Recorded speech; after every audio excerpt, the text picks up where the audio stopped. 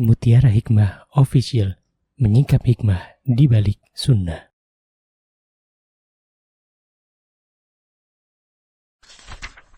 Salurkan donasi terbaik Anda untuk mendukung dakwah Mutiara Hikmah Official. Mari siapkan bekal akhirat kita. Jangan lewatkan kesempatan emas ini. Ayo kita berkontribusi dalam program pembangunan Masjid Mutiara Hikmah yang dibina langsung oleh Ustadz Hanan Yasir MA dan Ustazah Imro'atul Azizah.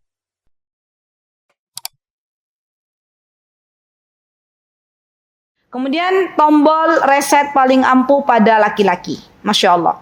Jadi begini Bu, dalam sebuah pernikahan, kalau terjadi badai dalam rumah tangga, maka kita sebagai istri tidak boleh gengsi untuk meminta maaf. Karena meminta maaf itu bukan berarti kalah. Meminta maaf adalah strategi paling efektif untuk menghancurkan ego dan menenangkan hati suami. Ya, suami lagi ngambek ke kita, ibu-ibu, apa yang Rasulullah SAW anjurkan? Ayo, kata Rasulullah, kalau lagi nggak baikan sama suami, maka seorang istri sebelum tidur dianjurkan untuk pegang tangan suaminya. Yang terjadi di Bekasi gimana? Kalau nggak lagi baikan sama suami, main HP, astagfirullah. Ada nggak yang satunya tidur di kamar A, satunya tidur di kamar B? Ada. Ya Allah. Padahal Rasulullah nyuruh kita apa? Ambil tangan suami kita dan kita katakan, cintaku, bebebku, belahan jiwaku. Nah kan boleh. Kalau di depan suami berdua, ya itu boleh kita bilang, cintaku, belahan jiwaku, kasihku, bebebku, ya. Saya tidak akan tenang dan saya tidak akan mencabut tangan ini sampai engkau ridho dan memaafkan saya. Yang suaminya tadinya mau marah, ya, akhirnya apa Bu? Iya Dek, sama-sama. Abang juga punya salah banyak, maaf ya. Kalau abang punya salah kan gitu. Tuh banyak yang angguk-angguk. Masya Allah. Selesai. Sebelum tidur masalahnya kelar, udah. Ya besok memulai hari baru. Loh maksudnya besok kan udah selesai tuh masalahnya semalam kan, udah minta maaf kan. Besok memulai hari yang baru, udah nggak usah. Dan subhanallah penyakit kita Bu, ya penyakit kita sebagai seorang istri itu kadang maaf ya, kadang ya permasalahan 2 tahun yang lalu diungkit lagi. Astagfirullah wa atubu ilaik ya. Apalagi baru semalam ya. Katanya udah maaf-maafan ya. Pas masak bikinin air belum apa Bu, belum ikhlas 100% ya. Ya, udah yang namanya maaf-maafan, suami udah maafin, ya saya udah maafin misalnya, sudah bismillah buka lembaran baru. Setiap malam begitu. Ya, kalau ada ya ritme kayaknya kok ada sesuatu, ya sudah kita pegang tangan suami kita, Bang, maafin adek ya Bang ya. Ya manggilnya siapa sih kalau di Bekasi, saya jadi penasaran nih ibu-ibu. Ibu-ibu kalau manggil suaminya apa? Apa? Babe. Oh. Kalau di depan suami loh, maksudnya babe depan anak-anak. Beb, wih, masya Allah beb, masya Allah. Ada lagi nggak apa? Hah? Saya? Oh, Abi depan anak-anak, Abi itu. Lagi berdua sama suami, masa Abi? Serius. Yang say, masya Allah say gitu ya, masya Allah, darling gitu ya. Atau ada yang bilang kolbi, tahu kolbi nggak? Hatiku, atau habibi, kekasihku. Padahal nama suaminya Habibi. Masya Allah. Jadi panggillah nama suami kita dengan panggilan yang baik, yang memang mereka sukai. Ya, kenapa? Karena subhanallah teman-teman, dengan kita memanggil panggilan yang baik, maka itu menjadikan subhanallah rasa cinta Allah tetapkan untuk keduanya. Masya Allah. Ya, baik. Sekarang PR, tulis PR. Nanti malam PR, tulis semuanya. PR. Nanti malam yang masih punya suami, ini wabil khusus, masih punya suami. Ada suamiku udah dikubur, PR-nya gugur. Ya. Yo kadang ada kalau saya kasih PR, oh suamiku udah duluan, ya udah yo masa ibu mau pegang tangan suaminya dikubur. Ya. Yang masih punya suami, yang masih hidup suaminya, ya kalau suaminya nanti malam ada di rumah, sebelum tidur tolong pegang tangan suaminya masing-masing. PR berat ya us, lo berat ya, enggak ya. Terus bilang ke suaminya begini, tadi ya sesuai dengan ibu-ibu panggil apa? Say, panjenengan tadi bilangnya say kan? Say, ya. Jazakumullahu khairo. Matur nuwun, terima kasih atas kebaikan yang telah antum berikan kepada diri ana dan anak-anak, gitu ya. Terus maafkan kesalahan diri saya kalau belum maksimal dalam melayanimu. Kata istrinya, Masya Allah, istriku berubah 180 derajat. Dan kalau ibu-ibu PR-nya kerjakan semuanya, ya bapak-bapak punya grup, ya bapak-bapaknya bilang, istrinya pada berubah nggak? Gitu ya. Masya Allah. Kalau jauh Ustazah, nggak dekat, ya nggak usah dipegang tangannya, video callan. Ya iya, ya Cin, ada waktu kapan aku bisa berbicara dari hati ke hati? Wede, Masya Allah. Terus video callan, ya. Jazakumullah khair, terima kasih atas kebaikan yang telah diberikan kepada diriku dan anak-anak, gitu ya. Dan mohon maaf jika ada kekhilafan selama kita berumah tangga. Kata suaminya, ya Allah istriku mau meninggal apa ya? Jangan ada perasaan gitu ya. Jadi memang subhanallah meminta maaf kepada suami kita itu jalan agar rumah tangga diperbaiki oleh Allah Subhanahu wa taala. Baik. Oke, sekarang kita belajar komunikasi. Ini penting banget nih. Penting pakai banget. Banyak rumah tangga yang hancur di tengah jalan itu karena kurangnya komunikasi yang baik dengan pasangannya. Masya Allah. Ibu-ibu, teman-teman, ketahuilah bahwa suami kita adalah makhluk yang nggak ngerti kode-kodean. Ya, saya kasih tahu dulu. Yang pertama, suami kita makhluk yang nggak ngerti kode-kodean. Ya, suami kita kalau kita mau A, bilang A. Ya, kalau kita lapar, bilang lapar. Ya. Iya, ini cerita saya waktu itu pernah saya mengalami Bu. Ya, abis ini saya nggak pernah lagi, nggak mau. Ya, jadi waktu itu habis safari dakwah dari Madiun, saya masih ingat ya. Terus sudah lewat Solo mau ke arah Jogja, lapar saya Bu. Ya, saya bilang ke suamiku Ustaz Hanan, bebek lapar ho? Iya sama lapar gitu ya. Sampai rumah akhirnya saya masak. Ya, masak tapi ya Allah nahan lapar, masak di dapur. Ya, terus setelah makan saya bilang ke suami saya, padahal tadi tuh yo pengennya makan di luar ya kan masih jauh Jogja lah Solo udah lapar. Apa kata Ustaz Hanan? Istriku kenapa nggak bilang? Coba istriku bilang, Cin belok kiri. Mau makan di mana? Ayo tak anter, kata beliau gitu. Sejak saat itu Bu, saya kalau ada apa-apa bilang. Ya kalau lapar saya bilang, Beb, belok kiri. Kita makan sate kambing, makan sate kambing. Ya, jadi jangan kita penuh perasaan. Perempuan itu didominasi oleh perasaannya. Ya, pengen martabak dari suaminya nggak bilang. Ya. Semoga nanti suamiku pulang habis gajian bawa martabak, gitu ya. Ternyata pas pulang boro-boro bawa martabak Bu. Yang ada bawa baju kotor.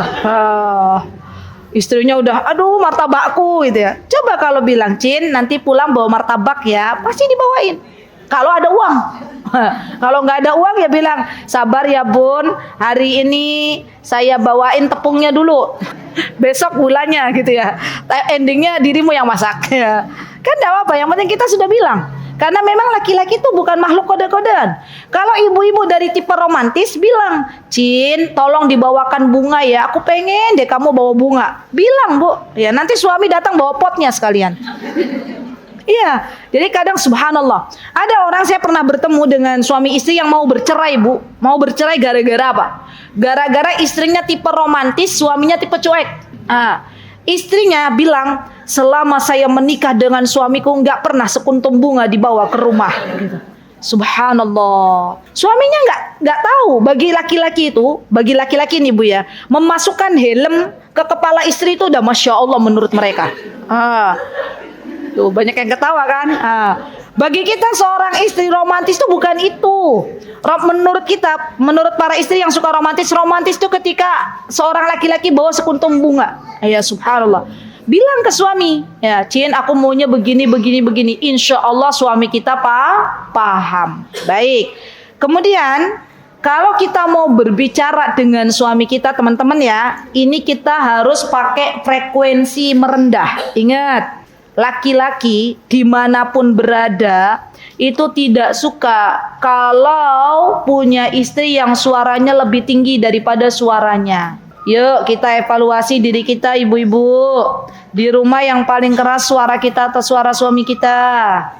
Jujur aja. Suara siapa? Suara kita gitu ya. Khadijah radhiyallahu anha. Ada yang kenal Khadijah nggak? Nggak ada yang kenal. Istrinya Rasulullah. Iya. Beliau radhiyallahu anha disediakan oleh Allah Subhanahu wa taala rumah di dalam surga. Yang rumah tersebut tidak ada kebisingan di dalamnya. Ya, sebagian ulama mengatakan istana, ya. Maka kemudian ditanyalah, ya kenapakah Khadijah Allah sediakan rumah istana dalam surga yang tidak ada kebisingan di dalamnya? Karena ternyata kuncinya selama Khadijah menjadi istri Rasulullah SAW, beliau tidak pernah mengeraskan suaranya melebihi suara Rasulullah Sallallahu Alaihi Wasallam. Jadi kita sebagai istri PR kedua belajar soft spoken. Tahu nggak soft spoken? Kalau ngomong lembut, nah, karena kita makhluk lembut. Iya. Jadi kalau ngomong ke para suami itu merendah, Bu. Merendah artinya kita itu butuh gitu loh. Cintaku, boleh nggak minta tolong? Beliin sayur, ya, di warung sebelah. Oke, ya. Jangan kita bilang seperti kita menyuruh anak laki-laki kita, ayo beliin sayur. Kasihan suami kita. Ya. Jadi merendahlah seakan-akan kita membutuhkannya. Dan para laki-laki itu senang, Bu, kalau merasa dibutuhkan oleh para istri. Bahkan istri-istri yang mandiri itu terlalu mandiri, apa-apa mandiri dilakukan. Beli ini, ya Masya Allah, namanya mommy strong. Mommy strong ya, mak-mak strong. Yang apa-apa sendiri, jemput anak sendiri, nganter anak sendiri, belanja ke pasar sendiri, semuanya dilakukan sendiri. Nanti suaminya akan berkata, terus gunaku di hadapanmu apa? Gitu ya. Apa fungsiku ya sebagai seorang laki-laki? Di Yaman sana, Bu, yang namanya belanja ke pasar itu ya bapak-bapak. Betul, ya nggak ada ibu-ibu, karena memang penjualnya semua bapak-bapak. Ya, aneh kalau ibu-ibu. Yang jemput anak, yang nganter anak itu bapak-bapak. Ya, di Indonesia Masya Allah semuanya dilakukan oleh ibu-ibu. Ya, jadi sepertinya ada yang salah dengan diri kita. Ya, karena yang bertugas mencari nafkah itu aslinya adalah bapak-bapak yang mengantarkan anak ke sekolah, ya, dan menjemputnya itu aslinya bapak-bapak. Ya, jadi kalau suami kita masih bisa, ya udah kita serahkan. Ya, kita ngapain us? Ya udah di rumah ibu-ibu masak yang enak, bersih-bersih, itu pahala semua tuh. Ya, suaminya datang udah pakai parfum, udah wangi gitu ya, semerbak ya. Terus meja makan udah bersih. Terus suaminya datang, anaknya datang, "Assalamualaikum." Disambut "Waalaikumsalam" gitu ya. Suamiku mau dibikinkan apa? Kopi, teh, susu. Masya Allah suaminya betah, Bu. Ya. Tapi kalau suaminya datang, anaknya datang, kita nggak pernah menawarkan itu, ya maka suaminya akan pergi ke warteg. Ya, kenapa? Karena dia tidak mendapatkan apa yang perlu didapatkan. Baik, syarat berkomunikasi dengan laki-laki, dengan suami. Ini catat baik-baik. Kenapa banyak seorang istri menegur suaminya, terkadang suami belum mau ditegur, belum mau berubah. Karena ada yang salah dalam kita menyampaikan prosesnya. Ya, kita menyampaikan kepada suami, menegur suami dalam kondisi lambung suami kita masih dalam kondisi lapar. Nah, itu salah besar. Ya, jadi pastikan lambungnya sudah terisi, artinya kenyang, dan fisiknya sudah cukup beristirahat. Cukup tidur. Nah ini penting pakai banget ya, karena laki-laki itu makhluk yang nggak bisa kalau lapar ya, lapar sedikit marah-marah. Berarti kalau suaminya panjenengan suka marah-marah artinya perutnya lapar terus itu. Ya Jadi pastikan bahwa perut suami kita itu sudah kenyang dan pastikan tidurnya sudah cukup. Gitu ya ibu-ibu ya. Baik. Ini dia. Ini hampir sama sih ya. Jadi kalau perempuan itu fitrahnya ada apa-apa bicara, ya. Menghadapi masalah itu seperti tawa, gitu kan? Banyak bicara, gitu kan Bu ya? Kalau laki-laki itu diem, ya. Tapi bukan berarti diamnya laki-laki itu nggak ngapa-ngapain. Ya. Mereka tuh mikir solusi. Ya. Kita ibu-ibu ngomong dulu baru mikir solusi. Ya. Ngomong dulu baru menyesal. Astagfirullah, kenapa aku bilang begitu? Gitu kan? Laki-laki enggak. Dia diam dulu, pikir strategi seperti apa, baru kemudian ia berikan solusi. Ya. Kenapa? Karena seorang laki-laki itu membutuhkan ruang isolasi logis untuk merangkai strategi dan mengobservasi masalah. Jadi jangan dimarahin ya ibu-ibu kalau suami kita ternyata ya tipenya itu diem dulu gitu ya. Nggak langsung merespon apa yang kita ceritakan pada suami kita. Nah itu nggak apa-apa karena mereka tuh lagi mikir solusinya apa. Gitu ya. Baik. Jika ia pulang dan banyak diam, ia bukan tidak mencintaimu, ia sedang memetakan solusi, jangan paksa ia bicara sampai ia siap. Nah, ini adab. Ya, adabnya kita kepada suami kita, jangan biarkan suami kita akhirnya tidak menerima nasihat kita dikarenakan kita salah waktu dalam menyampaikan nasihat. Catat ini baik-baik. Kalau mau menyampaikan teguran, pakai bahasa yang lebih lembut. Ya bukan pakai bahasa yang kita samakan ketika kita menegur anak kita. Kalau kita ingin ya menegur suami kita, memperbaiki keadaan suami kita, yang pertama kali harus kita lakukan adalah mendoakannya. Mendoakannya. Yakinlah dengan kita banyak-banyak berdoa untuk suami kita, untuk kebaikan suami kita, maka Allah yang memegang hati suami kita akan merubah suami kita. Sudah banyak kisah yang saya dapatkan dari seorang istri yang awalnya menangis di Yogyakarta, datang ke saya, Ustazah suamiku begini cerita dari A sampai Z. Kemudian saya berkata, ibu tidak ada ucapan yang bisa saya berikan kecuali ibu bersabar dan banyak berdoa. Ya setahun kemudian atau mungkin belum setahun ya, tidak lama kemudian beliau datang lagi ke saya. Kata beliau dengan orang yang sama, Ustazah alhamdulillah suamiku sudah berubah 180 derajat. Masya Allah. Saya bilang gimana ceritanya? Ya, yang awalnya nangis-nangis sekarang senang ibunya. Katanya kami umroh bareng, kemudian saya doakan suami saya khususon, kata beliau, khususon spesial ya di depan multazam. Ya Allah perbaikilah agama suami hamba, perbaikilah akhlak ya suami hamba. Pulang dari umroh, kata istrinya, suaminya berubah 180 derajat. Masya Allah. Apakah itu terjadi Ustazah? Terjadi. Loh saya yang ketemu sama ibunya langsung. Ya, ibunya dulu yang ketawa-tawa. Saya Masya Allah ajib di dunia ini. Ya semuanya Allah rubah dengan doa. Karena apa? Allah yang memegang hati suami kita. Maka ibu-ibu kalau pengen ya menegur suami kita, sebelum kita menegur suami kita, doakan dulu yang banyak. Ya, ibu bangun di malam hari nangis-nangis sama Allah. Ya Allah, suamiku kayak gini ya Allah. Ya nangis. Ya Allah perbaikilah hidup suami hamba ya Allah, berikanlah hidayah, berikanlah petunjuk, sabar. Nanti insya Allah Allah yang akan mengaruniakan kebaikan untuk suami kita. Baik. Nah ini dia. Tugas kita sebagai seorang istri, senyum di pagi hari, banyak-banyak mendoakan. Ya kemudian kita juga kalau lagi ngobrol sama suami kita, ya skin to skin. Maksudnya kita lihat matanya, kita pegang tangannya, kemudian hargai prosesnya. Nah ini nih, Masya Allah ya, suami yang punya istri yang seperti ini, maka ketika kerja dia akan lebih tenang. Oh istriku di rumah insya Allah dia menjadi wanita yang baik-baik saja, wanita yang selalu mendoakan saya, wanita yang qanaah ketika saya pulang membawa apapun ia akan terima dengan baik. Baik, nanti ibu-ibu boleh, tadi yang saya share materi, nanti boleh di-share di grup ya, insya Allah. Sekarang fokus dulu aja, nyatetnya nanti. Ya baik, nah teman-teman yang saya cintai karena Allah, ada 3 penghancur karisma pernikahan. Yang pertama, kita suka menggali fosil konflik. Ya, permasalahannya 1 tahun yang lalu sudah maaf-maafan kayak tadi, terus kita gali lagi. Oh, tahun lalu kan jenengan kayak gitu lah. Itu udah tahun lalu, gitu ya. Ini kita hidup di tahun baru. Ya udah, yang udah ya sudah. Merendahkan di depan anak. Seorang istri yang baik tidak akan merendahkan suaminya di hadapan anak-anak. Karena kalau kita merendahkan suami kita di hadapan anak-anak, ketahuilah ibu-ibu, sejatinya kita sedang mengajarkan anak putri kita untuk tidak berbakti kepada suaminya kelak. Subhanallah. Kadang kita nggak sadar menjelek-jelekan ya sifat suami kita di hadapan anak-anak karena kesel. Ya. Tapi ternyata itu menjadi dosa jariyah bagi kita. Nastaghfirullah wa natubu ilaik. Dan kita mengajarkan anak putri kita tidak menghargai suami mereka nanti.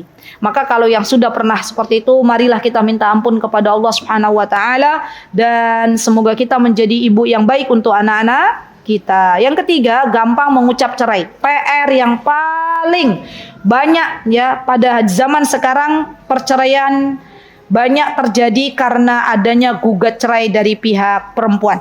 Ya, coba ibu-ibu ya pergi ke pengadilan.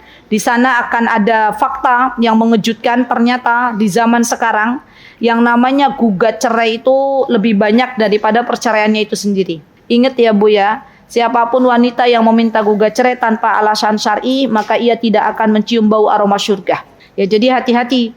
Jangan sampai karena tadi suaminya nggak pernah bawa bunga, tiba-tiba dia bilang apa? Ceraikan aku dan kembalikan aku ke hadapan ibuku. Jangan. Ya. Dalam Islam itu konflik ya, untuk rumah tangga itu ada tahapan-tahapannya. Kalau istrinya mau dinasehati, maka suami hendaklah dia punya hati yang lapang, menerima kesalahan istrinya dan melihat kebaikan apa yang ada dalam istrinya. Ya, yang kedua, kalau sudah dinasehati nggak mempan juga, maka seorang suami hendaklah dia memisahkan ranjang. Ya, kalau nggak mempan juga, panggil keluarga istrinya. Kalau nggak mempan juga, diskusi. Baru kemudian setelah itu suami boleh menceraikan. Jadi jangan kita gampang meminta cerai. Ya. Na'udzubillah, summa na'udzubillah. Semoga Allah menjaga kita semuanya. Baik. Nah, ibu-ibu ingat ya. Kita semuanya punya cita-cita tinggi. Cita-cita kita itu dimasukkan oleh Allah Subhanahu wa taala ke dalam surganya Allah. Maka kita sebagai seorang istri, sebagai pencetak generasi, ya sekarang profesi kita kalau ditanya apa ibu-ibu profesinya, bukan ibu rumah tangga. Ya. Profesinya apa? Pencetak generasi. Masya Allah. Ya. Jadi Masya Allah ya ibu-ibu. Ibu-ibu itu luar biasa. Wanita-wanita itu Masya Allah luar biasa. Ya. Apa yang Allah janjikan untuk para istri yang taat kepada suaminya, Allah janjikan surganya Allah Subhanahu wa taala. Maka tidak penting bagi kita untuk mendapatkan validasi dari sesama makhluk, dari suami kita. Yang paling penting adalah kita mencari validasi dari Allah Subhanahu wa taala. Baik. Nah, ini terakhir ya ibu-ibu. Ya terakhir ini. Jadikan ya cita-cita kita masuk ke dalam surga bukan hanya diri kita, tapi kita meminta kepada Allah agar Allah masukkan kita semuanya ke dalam surganya Allah, rombongan bersama sama keluarga. Karena besok subhanallah ya, ketika kita berdoa kepada Allah, Rabbana hablana min azwajina wa dzurriyyatina qurrata a'yun waj'alna lil muttaqina imama, itu ada doa yang kita selipkan agar Allah memasukkan kita semuanya bersama keluarga besar kita ke dalam surganya Allah Subhanahu wa taala. Semoga Allah Azza wa Jalla menjadikan kita semuanya istri-istri yang salihah. Semoga Allah Subhanahu wa taala menjadikan suami-suami kita suami yang salih. Semoga Allah Subhanahu wa taala melembutkan hati kita dan suami kita. Semoga Allah Azza wa Jalla memasukkan kita semuanya ke dalam jannahnya. Amin Allahumma amin. Itu yang bisa saya sampaikan. Terima kasih atas kehadirannya. Aqulu qouli hadza wa astaghfirullah li wa lakum wa akhiru da'wana alhamdulillahirabbil alamin. Wassalamualaikum warahmatullahi wabarakatuh. Mutiara Hikmah Official, menyingkap hikmah di balik sunnah.